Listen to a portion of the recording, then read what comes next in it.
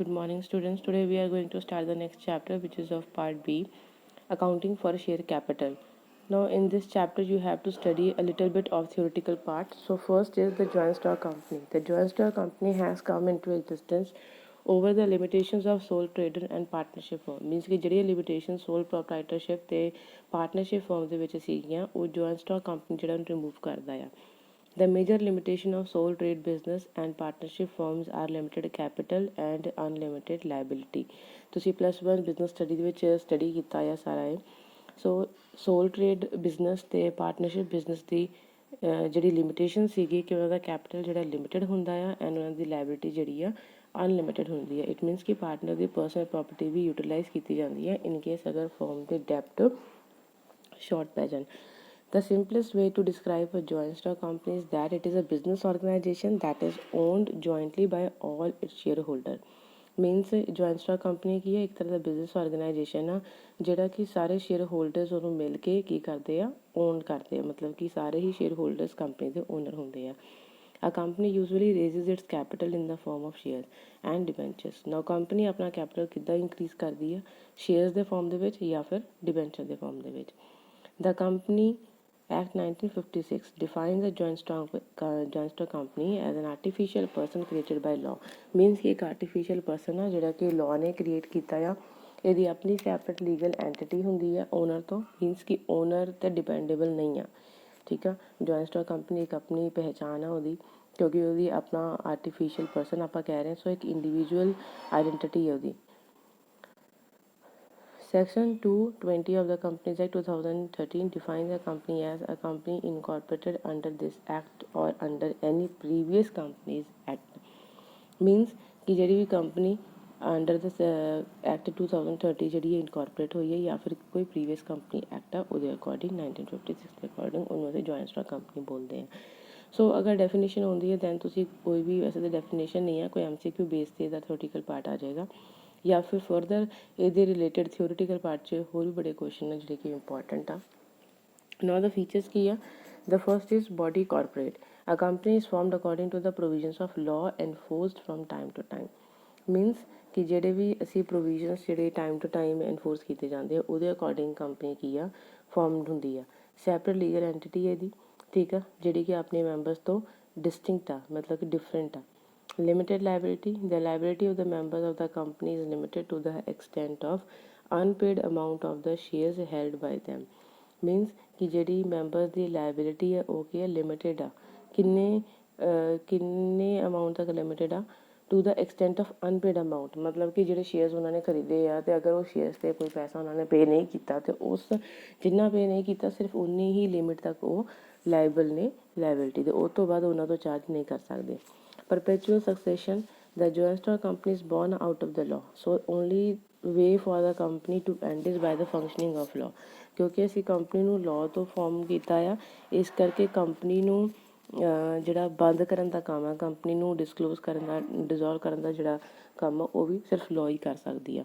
So the life of the company is in no way related to the life of its member. ਇਸ ਕਰਕੇ company ਦੀ life ਜਿਹੜੀ ਆ ਉਹਦੇ member ਦੀ life ਤੋਂ ਬਿਲਕੁਲ ਵੀ ਰਿਲੇਟਡ ਨਹੀਂ ਆ.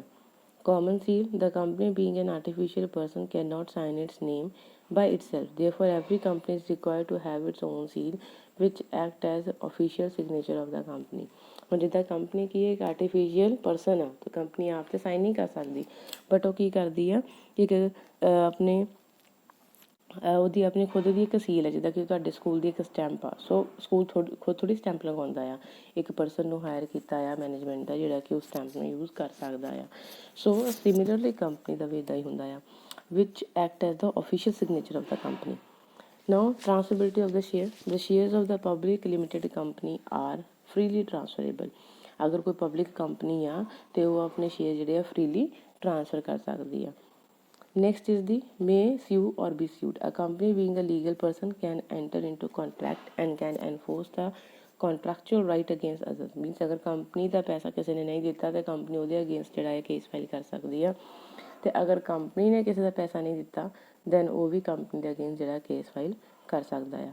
A joint stock company can raise large amount of capital by issuing its shares. Now joint stock company ਕੀ ਆ ਆਪਣਾ ਕੈਪੀਟਲ ਜਿਹੜਾ ਆ ਇਨਕਰੀਜ਼ ਕਰ ਸਕਦੀ ਆ शेयर्स वगैरह इशू करके। Management, a joint stock company has a democratic management which is managed by the elected representative of the shareholders known as directors of the company। now joint stock company ਕੀ ਆ, ਆਪਣੇ ਜਿਹੜੇ share holders ਨੇ company ਦੇ, ਠੀਕ ਆ, ਜਿਹਨਾਂ ਨੂੰ ਆਪਾਂ ਡਾਇਰੈਕਟਰਸ ਵੀ ਬੋਲਦੇ ਹਾਂ, ਉਹੀ ਕੰਪਨੀ ਨੂੰ ਕੀ ਆ, ਮੈਨੇਜ ਕਰਦੇ। ਨਾਓ ਕਾਈਂਡਸ ਆਫ ਕੰਪਨੀ। ਹੁਣ ਦੇਖੋ ਜਿਹੜੀ ਕੰਪਨੀਜ਼ ਨੇ ਉਹ ਕੈਟੇਗਰਾਈਜ਼ ਹੁੰਦੀਆਂ ਆ 3 ਕੈਟੇਗਰੀ ਦੇ ਵਿੱਚ। ਦ ਫਰਸਟ ਇਜ਼, ਅਗਰ ਆਪਾਂ ਲਾਇਬਿਲਿਟੀ ਦੀ ਗੱਲ ਕਰੀਏ ਕਿ on the basis of liability, then company 3 parts divide ਹੁੰਦੀ ਆ। Companies limited by shares, company limited by guarantee and unlimited companies. Now limited by the share ਦਾ ਮਤਲਬ ਕੀ ਹੈ ਕਿ ਜਿੰਨੇ ਸ਼ੇਅਰਸ ਮੈਂਬਰ ਨੇ ਹੋਲਡ ਕੀਤੇ ਆ ਸਿਰਫ ਓਨੇ ਹੀ ਲਿਮਿਟ ਤੱਕ ਉਹ ਲਾਇਬਲ ਨੇ। ਗਾਰੰਟੀ ਦਾ ਮਤਲਬ ਕੀ ਹੈ, ਅਗਰ ਕਿਸੇ ਸ਼ੇਅਰ ਹੋਲਡਰ ਨੇ ਗਾਰੰਟੀ ਦਿੱਤੀ ਹੈ ਕਿ ਮੈਂ ਇੰਨੇ ਅਮਾਊਂਟ ਤੱਕ ਲਾਇਬਲ ਹਾਂ, ਠੀਕ ਆ, ਕਿ ਅਗਰ ਉਹ ਲਿਮਿਟ ਕ੍ਰੋਸ ਹੁੰਦੀ ਹੈ ਦੈਨ ਉਹ ਲਾਇਬਲ ਹੋਏਗਾ। ਐਂਡ ਅਨਲਿਮਿਟਡ ਕੰਪਨੀ ਦੇ ਵਿੱਚ ਇਹ ਆ ਜਿੱਥੇ ਮਤਲਬ ਕੀ ਹੈ ਕੰਪਨੀ ਦੀ ਪ੍ਰੋਪਰਟੀ ਜਿਹੜੀ ਸਫੀਸ਼ੀਐਂਟ ਹੀ ਨਹੀਂ ਆ ਡੈਪਸ ਵਗੈਰਾ ਨੂੰ ਪੇ ਕਰਨ ਲਈ, ਅਤੇ ਉਸ ਕੇਸ ਦੇ ਵਿੱਚ ਜਿਹੜੀ ਆ ਮੈਂਬਰ ਦੀ ਪ੍ਰਾਈਵੇਟ ਪ੍ਰੋਪਰਟੀ ਨੂੰ ਅਸੀਂ ਯੂਜ਼ ਕਰ ਸਕਦੇ ਹਾਂ ਕੋਈ ਵੀ ਡਿਊ ਵਗੈਰਾ ਕਲੀਅਰ ਕਰਨ ਲਈ। Now on the basis of number of members, ਹੁਣ ਅਗਰ ਅਸੀਂ ਗੱਲ ਕਰੀਏ ਕਿ ਨੰਬਰ ਆਫ ਮੈਂਬਰਸ, ਕਿ ਇੱਕ ਕੰਪਨੀ ਦੇ ਵਿੱਚ ਕਿੰਨੇ ਮੈਂਬਰਸ ਹੋਣੇ ਚਾਹੀਦੇ ਆ, ਅਤੇ ਉਹਦੇ ਬੇਸ 'ਤੇ 3 ਕੈਟੇਗਰੀ ਬਣਦੀਆਂ। The first is public company. Public company ਕਿਹੜੀ ਕੰਪਨੀ, ਜਿਹੜੀ ਕਿ ਪ੍ਰਾਈਵੇਟ ਕੰਪਨੀ ਨਹੀਂ ਆ, ਪਹਿਲੀ ਗੱਲ। ਦੂਜੀ, it is a company which is not a subsidiary of private company, ਨਾ ਹੀ ਕਿਸੇ ਪ੍ਰਾਈਵੇਟ ਕੰਪਨੀ ਦੀ ਉਹ ਅੰਡਰ ਕੰਮ ਕਰਦੀ ਆ। ਪ੍ਰਾਈਵੇਟ ਕੰਪਨੀ ਕਿਹੜੀ ਆ, it is one which by its article restrict the right to transfer shares. Means ਕਿ ਪ੍ਰਾਈਵੇਟ ਕੰਪਨੀ ਦੇ ਵਿੱਚ ਸਭ ਤੋਂ ਪਹਿਲਾਂ ਤਾਂ ਅਸੀਂ ਆਪਣੇ ਸ਼ੇਅਰਸ ਜਿਹੜੇ ਆ ਉਹ ਟ੍ਰਾਂਸਫਰ ਨਹੀਂ ਕਰ ਸਕਦੇ। A private company must have at least 2 person except in case of 1 person company।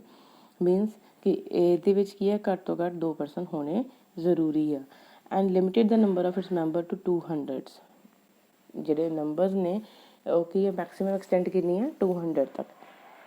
1 person company ਕੀ ਆ, a company which has only 1 person as a member. ਜਿਹੜੀ ਕੰਪਨੀ ਦੇ ਵਿੱਚ ਸਿਰਫ ਇੱਕ ਮੈਂਬਰ ਹੀ ਹੁੰਦਾ ਆ ਉਹਨੂੰ ਅਸੀਂ 1 ਪਰਸਨ ਕੰਪਨੀ ਬੋਲਦੇ ਹਾਂ।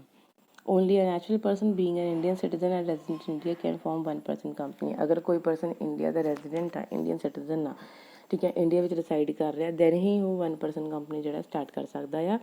It can not carry out non banking financial investment activity. ਜਿਹੜੀਆਂ ਕਿ ਨੋਨ ਬੈਂਕਿੰਗ ਫਾਈਨੈਂਸ਼ੀਅਲ, ਮਤਲਬ ਕਿ ਕੋਈ ਇਹੋ ਜਿਹੀ ਐਕਟੀਵਿਟੀ ਜਿਹਦੇ ਵਿੱਚ ਸਾਨੂੰ ਕੀ ਆ, ਕੋਈ ਫਾਈਨੈਂਸ ਵਗੈਰਾ ਆਉਣ ਦੇ ਚਾਂਸਿਸ ਨਹੀਂ ਆ, ਅਤੇ ਉਹ ਉਹੋ ਜਿਹਾ ਐਕਟੀਵਿਟੀ ਕੋਈ ਵੀ ਨਹੀਂ ਕਰ ਸਕਦਾ। ਪੇਡ ਅਪ ਸ਼ੇਅਰ ਕੈਪੀਟਲ ਜਿਹੜਾ ਆ ਇਹਦੇ ਵਿੱਚ 50 ਲੱਖ ਤੋਂ ਜ਼ਿਆਦਾ ਨਹੀਂ ਹੁੰਦਾ। Its average annual turnover for 3 year does not exceed ₹2 crore.